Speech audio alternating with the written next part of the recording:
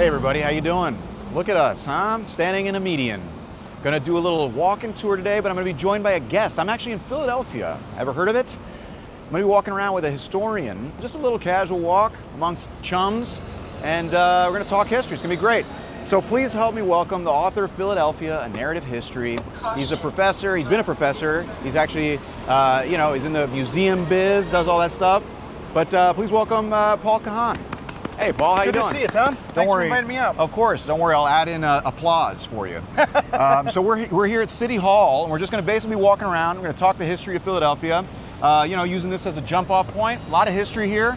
Philadelphia is a great place. Oh, before we start, guys, check out, hey, Sarah, down here, because I wanna mention this.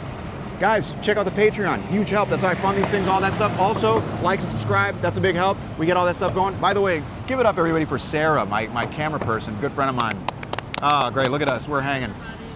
Yeah, hopefully they pick up on that mic there. It's a little light, but anyways, we're gonna start walking now. You can pan up to this beautiful City Hall, and we'll start walking here in a second. What do you think, Paul? Should we just do it? Absolutely, let's get to it. Let's do it, let's start walking, come on. Great, look at us, we're walking. So this is City Hall. We're here in the center of Philadelphia, pretty much, the literal, almost geographic center. Yep. What do you want to mention here to start? Well, you're looking at what was at one time the largest municipal building in the United States. It took 30 years to build, and was really a projection of the Republican political machine's power. Yeah. This was a Republican city for decades. It was, decades. absolutely. Yeah. The Civil War totally reoriented politics in the city, and the Republicans came out the big winners. And because of their close ties with the railroads, they wanted to be close to where the railroad terminals were. And if you look around, you can see the remnants of some of that. And so after the Civil War, they decided to move City Hall right here to the intersection of Broad and Market and to build the most massive monument to Republican political power anywhere in the United States. Right. Right, and so this also, I think it's important to note too, if we're going to talk about the history of Philly, the big figure on top of the City Hall, which is William Penn. Absolutely. The statue of William Penn, the famous statue of William Penn. Everybody is on top of City Hall. It's kind of like the landmark here. In fact, until 1987 was the tallest point in Philadelphia, right? That is correct. Until it was defied. This gentleman's agreement to not build taller than William Penn was defied in 1987 by One Liberty Place. Is that right? Yep. Yeah. And the rumor was always that's the reason sports teams never won a championship. That's right. And it's interesting because what was it? In 2007, they were building the Comcast Center, and one of the construction workers put a little statue of William Penn at the top of the Comcast Center in 2007 to kind of try to break this curse. And then in 2008, the Phillies won the World Series. Sounds like it happened to me. Come on. Anyways, we're walking. Let's keep walking. Yeah. How you doing, Sarah? All right. Great. Thumbs up. We're walking, look at us, and people are just walking around us. They're all freaked out. They think we're weirdos. That's okay. So we're walking around. We're going to talk about the history of this City Hall and everything. Right now, we're walking by William McKinley. So William McKinley was president of the United States from 1897 until 1901 when he was tragically assassinated. That's right. His death led to his vice president, Teddy Roosevelt, becoming president. That's right. In his time, McKinley was one of the most popular presidents in the United States. And of course, as a Republican, the Republicans here in the city wanted to celebrate him because of his popularity, because he was a Republican, because his death coincided with the completion of City Hall. Yeah. And so they built this statue. And now here we are 124 years later, and most people have no idea who he was. Right. Because he was overshadowed by his vice president, Teddy Roosevelt. Which is interesting too. Teddy Roosevelt was actually put in the position of vice president a lot by the machine in New York. That's right. Who wanted to get rid of him. Yeah. Because they were afraid of him being governor, and they didn't want him meddling because he was very much a reformer and all this. So like, let's just put him at vice president. No one will hear from him. No big deal. And then sure enough, McKinley gets assassinated. Yeah, within a few months, he becomes president. Pretty nuts. So that's William McKinley. Also the guy from the Spanish-American War. Correct. He's the man who basically led the United States into the Spanish-American War in 1898. Very important figure in United States history. And actually, fun fact, we have the ship, the USS Olympia, that fought in the Spanish-American War here in Philadelphia, down at Penn's Landing. So people can, if they come visit, they can go check it out and see what life aboard a battleship at the end of the 19th century was like. Nice, okay. Oh, and also, as we're walking around, like I said, we're walking around the City Hall right now. We're going to talk about different things that come up. One of the things that I want to mention before we pass it is this building right here. So this is the east side of the of the City Hall building. This building here is the Wanamaker building. Correct. Right? What can you tell us about the Wanamaker building? Get over here. Come on over here, Paul. So the Wanamaker building was once one of the earliest department stores, and it was founded by John Wanamaker. It was actually his third store and was the last one. And it was a massive place, and it had everything. And Wanamaker revolutionized the way that people bought things. Rather than going to the store and negotiating, he put a price tag on it, and there was just one fixed price. If you didn't like the product, you could bring it back for a full refund. And that really radically altered the way in which people interacted with the things that they bought. Yeah. And the building itself was actually designed to be sort of a museum of objects. So when it opened, people had never seen anything like it. It was so big, it was so bright, there were so many floors of merchandise, and it really changed the way that people buy goods, even up until this day. Yeah. And Wanamaker himself was part of the Republican political establishment, ended up being Postmaster General briefly, and we are going to walk by his statue. Yeah, and speaking of Wanamaker too, it was during the Civil War that he kind of started selling the dry goods and everything, and he was able to dodge, I guess, serving in the Army with a persistent cough. Yes. Apparently, persistent cough is all it takes. He's like, I can't really serve. So he was able to not serve, and started his stuff in 1861, and then this was built a little later as, I guess, a monument to his success in that business. Fun fact about his first store, the 1861 store, he built it on the corner where George Washington's house had been when Washington was president and lived here in Philadelphia. And that site had largely been lost. Right. And so there had been several buildings built, torn down, all that kind of good stuff. And it wasn't until the 2000s that the site was rediscovered, and the National Park Service actually put a monument to Washington living here as part of the presidency. Right. There you go. And also, it's important to note, I mean, we can get another shot of it as we walk by it. This building is gigantic. Yes. It's huge. I think people don't understand how important department stores were. Oh my goodness, Like, it was the place where you went. Like, you went there to kind of hang out. You went there to spend the day. You don't have anything to do. I mean, these things were gigantic. I mean, where it's hard now to imagine retail even being a thing. But back then it was a thing. And this particular building has a really important landmark here in the city of Philadelphia. There was a massive statue of an eagle right in the dead center of the building. Right. And if you grew up in Philadelphia and someone said, meet me at the Eagle, what they were saying was, I'll be at Wanamaker's. Right. And it was just a thing that everybody knew. It was a landmark that everyone knew. So it was such an important part of the cultural, political, and economic landscape of the city. Yeah. And we're walking, speaking of shopping, we're walking by Market Street, which is the east-west, I guess, thoroughfare here on the grid of Philadelphia. And Market Street was originally named High Street, and then they renamed it because that's where all the markets and the shopping and stuff used to take place in the 1800s, so they renamed it Market Street. But this is an interesting time to mention there's Wanamaker. Yep. There's a statue of Wanamaker, but... hard to imagine him as a soldier in the Civil War, right? Yeah, right, exactly. It looks like he had a persistent cough. Yes. Looks like a kind of guy who'd have a persistent cough. But no, I was going to say that what's interesting too about Philadelphia, and this goes back, I guess, to Penn a little bit, is the grid of Philadelphia. Correct. The grid of Philadelphia is very famous for I guess, having been so early, adopted in 1682. Thomas Holm helped survey it, and it was pretty much this straight grid with us right now in the geographic center of it. Right. And it was 1,200 acres. Yeah. So it wasn't very big. In fact, Philadelphia was very small geographically as a city until the consolidation in 1854. Correct. So when Philadelphia was originally laid out, it was about 2 square miles. It was a rectangle stretching from the Schuylkill from the Delaware to the Schuylkill. So very, very small. The Schuylkill, everybody. Sorry. I'm sorry, that's the name. It's like that's like the Pee Wee Herman's Playhouse, like Schuylkill. And I'll tell you, even after 45 years of living in and around Philadelphia, I still have to Google how to spell it when I write it. Look at that. That's a fact for you. Yeah, that's a deep one. Yeah. But yeah, so it was not the first city that was a grid, but it was integral to Penn's vision. Yeah. And Penn, like subsequent generations of urban planners, very much wanted to control how people use space. Yes. He very much wanted what he called a green country town, which is almost kind of this suburban vision for what Philadelphia became. Right. And of course, like all urban planners, he quickly found out he couldn't control people's behavior. And they tended to cluster along the Delaware. So rather than moving west out to the Schuylkill, they moved north and south. Right. And well into the 1840s, west of about 8th or 9th Street was totally barren. Right. But you were up into the Northern Liberties, you Right. were down in what became Southwark.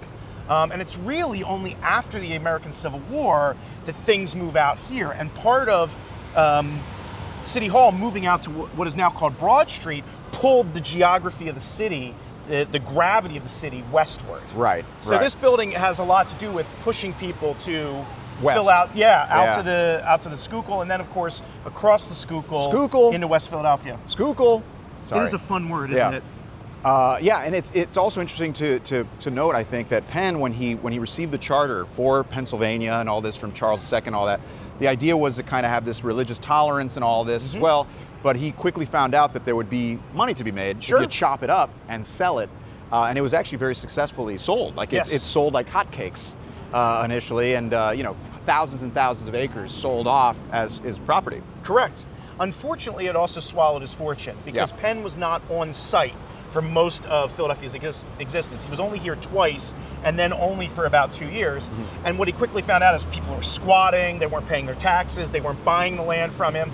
So it actually, unfortunately, swallows his fortune. He ends up in debtor's prison at one point. His kids spend most of the 18th century trying to make the colony go, trying to make it pay. And ultimately, when the American Revolution breaks out, that's pretty much the end of the Penn family, because it's clear that they're never going to recoup the family fortune. Yeah. So their loss is our gain. That's true. And it's interesting too, because didn't Philadelphia itself, once Penn died, that's when Philadelphia as a city started to really explode in population, right? Yeah. Because before that, Pennsylvania was exploding, but Philadelphia itself hadn't yet. Well, but after he died, right? Yeah. So Philadelphia was always intended to be a place where the products that were grown and manufactured in Pennsylvania would be shipped out. So shipping was incredibly important. And the population explodes nearly overnight. I mean, it quickly outpaces the growth of earlier cities like Boston and New York and becomes the second largest city in the British Empire at the time of the American Revolution. So you've got London and you've got Philadelphia. It is the largest, most important city in the North American continent, and as a result becomes the place that the Continental Congress meets, the capital of the United States, etc. And even after the capital of Pennsylvania leaves and the capital of the United States leaves, it's the cultural center of the United States well into the 19th century. Right.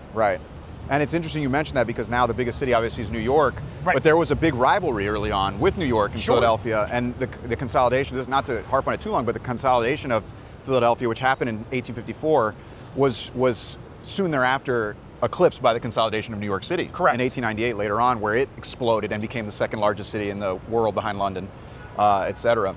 Anyways, we're crossing over to the other side of the street because we're going to jump off of what you're just talking about to this statue here. This is interesting. The Bond, it's called. Check it out. Huh? Look at that. Isn't that cool, Sarah? Yeah.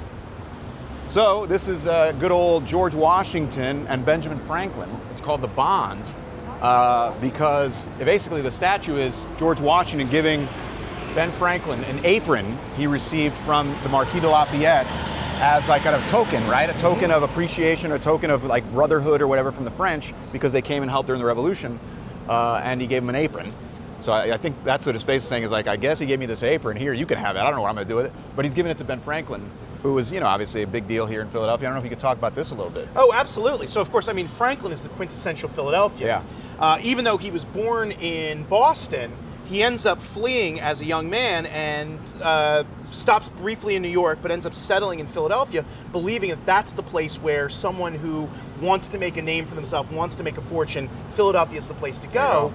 And through a mix of savvy investments and good people skills, manages first to acquire a fortune and then establish himself as the most famous American in the world. And as a result, he ends up spending time in London, representing the colony of Pennsylvania. And then he ends up in Paris during the War of Independence, representing the United States as the United States was trying to negotiate for French support. So he is probably the best known Pennsylvanian of all, even though he was born, of course, in Boston. Right. And then, of course, George Washington played an incredibly important role. Not many people know, Washington gets his military start kicking off a world war out near what is today Pittsburgh, and then ends up first as a member of the Continental Congress and then later as President of the United States, spending a great deal of time in Philadelphia, which he didn't love. He did not love Philadelphia. It was not really his bag. But Franklin was a quintessential urban American, loved cities, loved Philadelphia in particular, and left a lasting legacy. I mean, there's so many things that were either started by or inspired by Franklin here in the city of Philadelphia, and we've got tons of memorials and statues and all kinds of great things about his house, all that stuff, all the area of his house, the famous kite. The kite thing. Speaking of which, we're next to I don't know if this is a little bit like eerie or whatever, creepy. We're next to the Masonic Temple. They're next to the Masonic Temple. Don't let that detail be lost. I don't know what you think of that. What do you got to say about that? Well, both Franklin and Masons. Washington were Masons, Yeah, and the Masons played an incredibly important role in the founding of the United States and in the history of Pennsylvania in general. The subject of my current biography that I'm writing is James Buchanan, who was president right before Lincoln. He was a Mason, and that was an incredibly important part of his legacy. Maybe they don't want to so much claim him, generally regarded as America's worst president. Not good. But the Masons played an incredibly important part in the history of the United States and in Pennsylvania. And both of these guys were Masons. And the Masons have an interesting history as well, because like the Masons, they have their roots in like the medieval times. That's why they're called the Masons, like stone masons and everything. They kind of united to kind of like share information, all this stuff. But I guess in the 1700s, right before all the revolution stuff went down, is when they really became a thing. And, I guess played a role a little bit in the establishment of the United States in a way. And they still exist. You can still join. Exist. That's right. They're in there. They're probably watching us right now. They're probably going to ask me for this video. They've got a file on you. They got a file. You have like the surveillance camera put all the dots on my face right now. They're calling the Illuminati on you. That's right. No, they're up there. The Illuminati's up there. Oh, they're just looking out the window like this. I imagine it's just like five men, probably. Right. Oh, absolutely. Just looking out the window, breathing on the glass. Who is this guy? Who is that? All right, so we're back in the shade, which is nice. Yes. I forgot to put on sunscreen. So, so now we're looking here. So we got Broad Street here to the north. We're at the north end of City Hall. Once again, you have this perfect like cross by Broad and Market to make the center of this grid. And so that's just looking north. And we're walking by City Hall. It's nice. How you doing, Sarah? Great. I'll dub you in. Don't worry, since we can't hear us. We're getting honked at by the fire department here. I want to talk about this gentleman over here. Let's talk about Matthias Baldwin. So Baldwin. I'm over here rambling. Look at me. Yeah, but Baldwin was one of the leaders in trains. And not many people associate trains with Philadelphia, but Philadelphia was an incredibly important train building, manufacturing, and train depot throughout the 19th century. As a matter of fact, all of the northern train lines converged in Philadelphia to go south, which helps explain why the Confederates were eyeballing Maryland and Pennsylvania, because if they could cut that train line, they could cut Washington off. And Baldwin played an incredibly important role in the manufacturing of trains, and the Pennsylvania Railroad, which becomes one of the largest and most important corporations in the United States, controls the state of Pennsylvania, has an incredibly important role to play here in the city of Philadelphia. In fact, the old suburban station, which is on the other side of the building, is one of the reasons why City Hall is here. They built that station, and then City Hall followed, which is a demonstration of how important the railroads were in the economic and political history of the city, and of course explains why Baldwin's statue is right here in front of City Hall. And again, another person for whom most people in Philadelphia have no idea who he is. Well, you're learning now, huh? You're welcome. But also another point to make is we're right now not too far from the Reading Terminal. Correct. Which, by the way, Reading Railroad, if you've ever played a game of Monopoly, lost in a 20-hour game of Monopoly, you know Reading Railroad. Also started here, usually initially hauling coal, and then and this is like the 1830s, and then eventually it kind of develops into a bigger thing, as did all the railroads. They start consolidating all that stuff and becoming a bigger deal. That by 1892, when the actual terminal market, which is now a market, was built, was a pretty important part of the city. Absolutely. Yeah. Well, let's keep walking. Look at us. We're just chatting away. We're making this pretty seamless. And I wanted to talk about this real quick across the street. The Municipal Services Building. Yeah, the Municipal Services Building and Thomas Paine Plaza. Yes. Thomas Paine Plaza. We forget that Thomas Paine was a big deal in the Revolution and all that stuff. Obviously wrote Common Sense. And famously in January 1776. People forget that when the first shots were fired and all that stuff, everyone was just kind of freaking out. Like, oh my God, we're fighting. I hope they don't kill us. And it wasn't until, Paine kind of put a little spin on it for the common folk by writing a book, a little pamphlet or whatever, that people were like, oh, I guess I do understand what's going on, and people started to kind of push for independence. So what the interesting thing about Paine is he's one of a series of, for lack of a better word, losers that find their moment in the American Revolution. Paine had failed at everything he had tried, much like Samuel Adams, who was a famous name in the Revolution. Paine ends up coming to Philadelphia as the relationship between the colonies and the mother country is breaking down, and he finds his cause writing several pamphlets, of which the most famous is Common Sense. And that becomes the best-selling pamphlet of its day. It's widely read, it's widely commented upon, and it's no surprise that within months of that coming out, it re-energizes Washington's army, but also convinces many people who were on the fence that it was time to declare independence. And then after the revolution, he ends up in France supporting the French Revolution, ends up in jail at one point. The United States basically negotiates to get him back. So he has a very storied existence. He's basically a professional malcontent, but he was at the right place at the right time with the right message.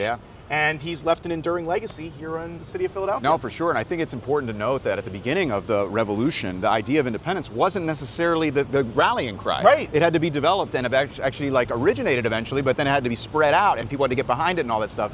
So that's an important thing to keep in mind. He helped do that by disseminating these pamphlets. Just so you guys know, any like Gen Z watching, a pamphlet is just like a 2,000 word meme, a paper meme. You may not know what they are, people don't read them anymore, but think of like a, anyways. And also the second thing to notice is that you're right, he was a loser, and he was, and part of the reason he came over from England was because of Ben Franklin. Ben Franklin kind of recruited him, met him when he was over in England, and was like, hey dude, you should come over, come over with us, help us out, all this stuff, and he eventually did. He followed, he didn't have anything better to do. Absolutely. He was like, yeah, why not?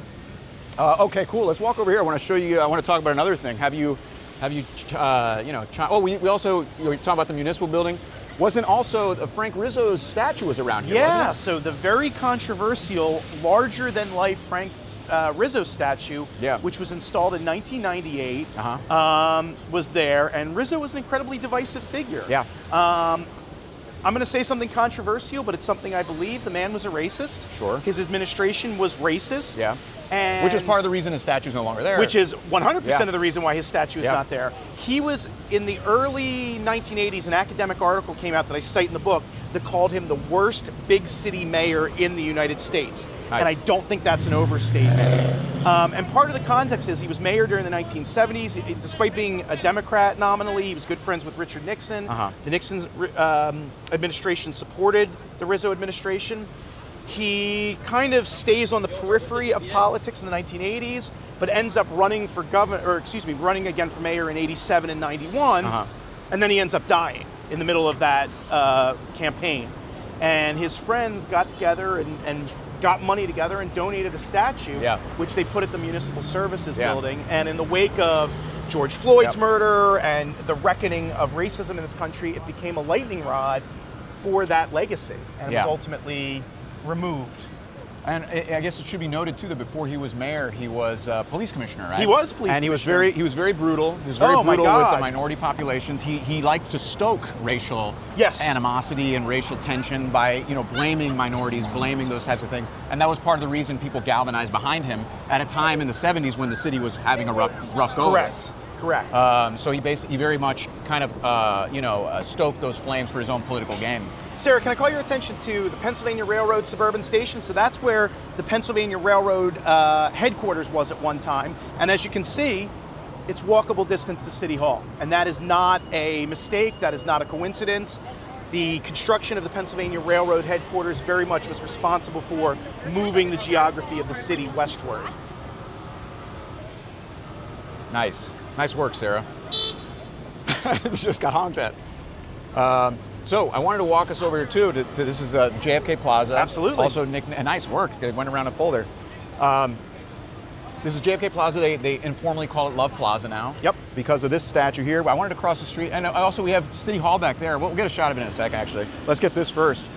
But there's the famous Robert Indiana sculpture, the Love sculpture. And then down in the distance, you can see the museum, the Philadelphia Arts Museum. Famous for its Rocky Steps. The Rocky Steps. We're not gonna reenact that. Don't worry, everybody. I don't think I could. It's a lot of steps. I'll take the elevator. But yeah, this is the famous Love sculpture. And this is interesting too, because we were talking about Philly in the 70s. Let's get in the shade. We were talking about Philly in the 70s, how it was kind of struggling, but in 1976 they attempted to have the bicentennial Correct. of the country here, and this sculpture was made for that bicentennial, but it was actually kind of a failure. Absolutely. Compared at least to the centennial, which was done in 1876, which was a huge success in Fairmount Park, which is just down this way here. I don't know, I'm hoping you could talk a little bit about that. Sure. So the 1876 centennial was probably the most significant cultural, economic, political event following the Civil War. I mean, what they did was, it was nominally a celebration of the 100th anniversary of independence, but really it was a celebration of American industry and ingenuity, and they invited countries from around the world, they invited states to come and set up displays, and it was like a county fair on steroids. There were dozens of buildings, massive. There were building-sized electrical generators, there were hotels and restaurants, and the trains went right in there, and it was like Epcot Center, but even more amazing. Like, it was designed to blow your mind.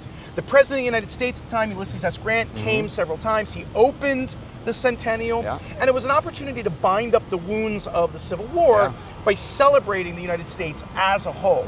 And what made it successful was really strong financial and political support from the federal government. Flash forward 100 years, you've got Watergate, you've got the Vietnam War, you've got retrenchment, stagflation, so there wasn't this federal government support. And I think that there weren't a lot of people that were really super hip to have a conversation about democracy and about freedom and about independence coming out of that political context. And so it becomes a much quieter affair, it becomes almost an embarrassing affair. But interestingly, the Queen of England does come to Philadelphia to celebrate the independence and sort of, I guess, patch up the wounds from the American Revolution. And we do get incredible a little things. late. Yeah, a little late. It still works. But we get incredible bits and pieces, like the Love Statue, like the founding of the African American Museum, like, you know, the rebuilding of Franklin's last house, which is an incredibly important museum and cultural touchstone. So there are little bits and pieces of the 1976 bicentennial that still linger here 50 years later. I think an important thing to note is that in 1976, the city itself was struggling as well. To a sense, in like it was a different kind of connotation to cities generally. At that point, you had white flight. You had cities kind of emptying out of everybody except the people who had to stay here, who didn't have a choice. You had people moving to the suburbs. All the highways being developed. Cities were kind of emptying out around the country, and this was no exception.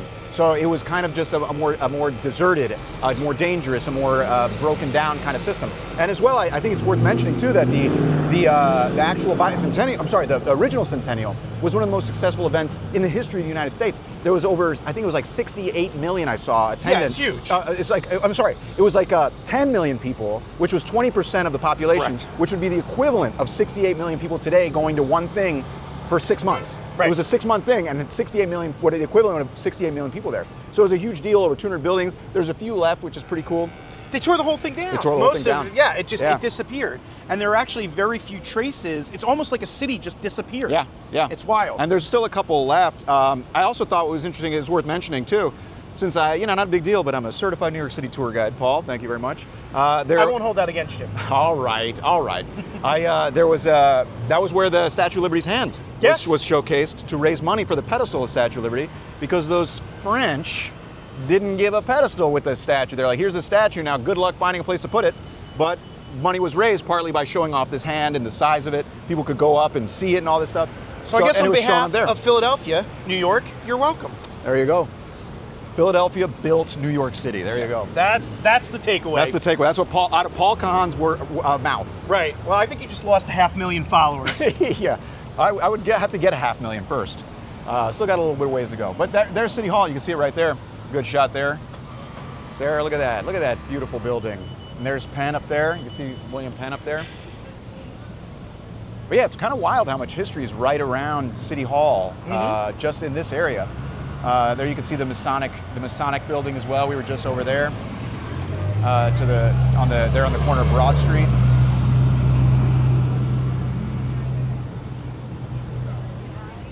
Yeah. Look at this. Look at us. And then where we were just standing with the Love sculpture, you had the the Ben Franklin going all the way down to the Benjamin Franklin Parkway. The Yeah, Benjamin built in the Franklin 1920s. Yep. And was originally designed as a place for all the cultural and educational institutions.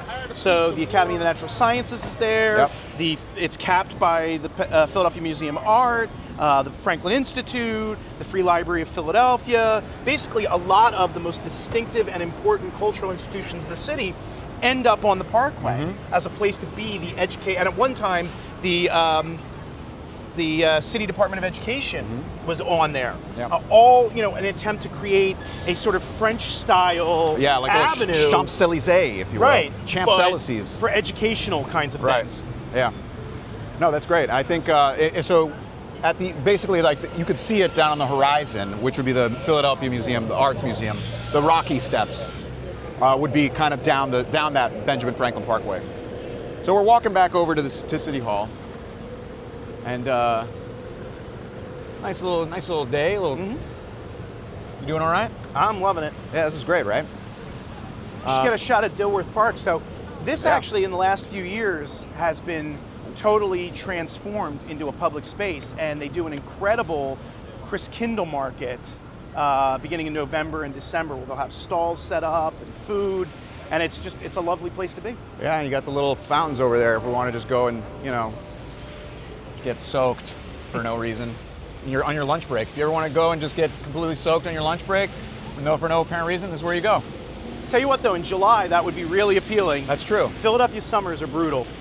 I know, you also have the trains here around here, the Metro, you have the SEPTA, the Southeastern Pennsylvania Transportation Authority, if I'm not mistaken. That is correct. So you have all these different trains connecting here in this as well. It's kind of a center once again.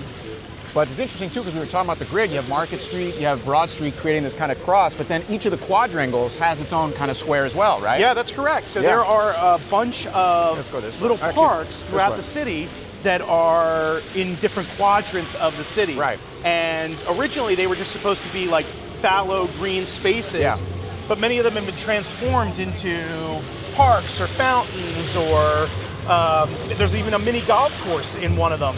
So it's a really incredible reuse of space, but very different from what Penn had anticipated. Right. And they were given a name eventually. They initially didn't even have names. And I was reading that they gave them names when the Marquis de Lafayette came and visited. Correct. They wanted to impress him. Marquis de Lafayette, very famous figure in France. He helped, the United States, or the Continental Army at least, win the Revolution. And he also took part in the, French Revolution, got jailed, big deal.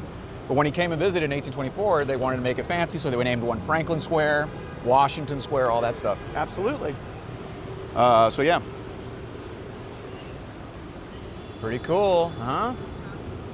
There's the clothespin. There's the famous clothespin, the sculpture. So one of the things that I don't think people who are not from Philadelphia really appreciate is that Philadelphia has a massive amount of public art. Yes. And you're seeing the clothespin. I mean, that's a good example, but statues and murals and all kinds of just really fascinating stuff. Yeah. And it actually tracks with the history of the city. Yeah. For a lot of the stuff at the end of the 19th century, a lot of it was Civil War related, a lot of it was Republican political figures. Once you start getting into the New Deal era, a lot of it becomes more about ideals, democracy, citizenship, those kinds of things. And then beginning in the 1980s with the Percent for Art program, which was invented here in Philadelphia, you start getting public murals as an anti-graffiti campaign. And so we now have one of the largest collections of public murals celebrating everything from public figures. In fact, on my way into the city today, I saw the Dr. J mural, to ideas, to elements of the city's history. I mean, really fantastic stuff. As a counterpoint to that, I should also mention graffiti, as we understand the term, invented here in Philadelphia. Is that right? Maybe not something the city is so proud of, but certainly an art form that has defined the urban landscape in a lot of ways. See, New York just copying us again. Look at that. So graffiti and cheesesteaks. Yes. Those are the two big Philly We've things. got everything water you need. ice. And water ice. And soft pretzels. And soft pretzels. Yeah. And Ben Franklin. And Ben Franklin. Yeah, a lot of stuff. Tasty cake. Tasty cake, sure. No, that's interesting. Yeah, there's lots of murals. There's a whole like I guess municipal mural service, pretty much, right? Funded by Percent for Art, which was again invented here in Philadelphia. That's great. So new construction, a percentage of that has to be set aside for public art. Yeah. And initially it was an anti-graffiti measure, but it quickly becomes a defining characteristic of the city. And now you can take tours and see these murals, which are really incredible and well done. I mean, it definitely changes the character of the city to have that much public art available. Right. Yeah. And speaking of which, we're talking about different activists and things like that. We're over here, the Octavius Cato statue. Yes. Look at that. See this statue here. 2017. The statue. Yes. Which is fairly recent. It's the first statue, right? It's the first statue for an African American in Philadelphia, right? That is correct. And it wasn't until 2017. But it is worth mentioning because this is a very important figure in Philadelphia history. Reading about his life and everything, he was an activist. He helped recruit for the Union Army. He was a baseball player. He did all kinds of stuff. He was right up there, really, at the time with Frederick Douglass. Absolutely. In his activity and his ability to kind of garner support. But he was assassinated, killed in 1871 on Election Day by an Irish guy who didn't really want any of that stuff happening. He didn't want people rallying. He didn't want people rallied to vote and all that stuff, so he was shot in 1871, but they had the statue to him here. I was hoping you could talk a little bit about this. Sure, so he was a generation younger than Frederick Douglass and was the son of a prominent black family, and it's important to recognize the history of Philadelphia is in many ways a black history. Yep. It had the largest free black population of any northern city, the fourth largest black population of any city, period. And as a result, African Americans played an incredibly important role in the history of the city. And, when the Lincoln administration begins recruiting black soldiers to fight in the Union Army, this black community was at the forefront of doing that. And with the expectation that after the war, that all of these other issues, the discrimination, the racism, would be addressed. And the Republicans, unfortunately, once the war was won, did not move as quickly on that as they should have. And so it was left to activists like Cato to really push that forward. And the campaign for which he is best known, and the reason for the blocks behind him, was the desegregation of Philadelphia streetcars. Philadelphia had an incredibly well-developed streetcar system, but they were segregated. And he and his fiancée worked very hard to desegregate the streetcars, that propelled him to being at the forefront of the Philadelphia Civil Rights campaign of the 1860s and 70s, and unfortunately made him a target. And so, as you noted, in October of 1871, he was assassinated on the street, and his assassin was never punished for that. Yeah, but it also says something else, that in a city where, this was really a symbol of what the Civil War was all about. Right. It took us into the 21st century to celebrate his legacy. Right. And we, of course, have statues of Wanamaker and Baldwin and all these other folks. But it was the first municipally funded statue of a black man in the city of Philadelphia. Well, better late than never, I guess. Yes, sir. All right, well, let's keep moving. We're kind of making a little circle here to end back here on Broad Street. We made a little loop around City Hall. Got to talk a lot about the history and stuff.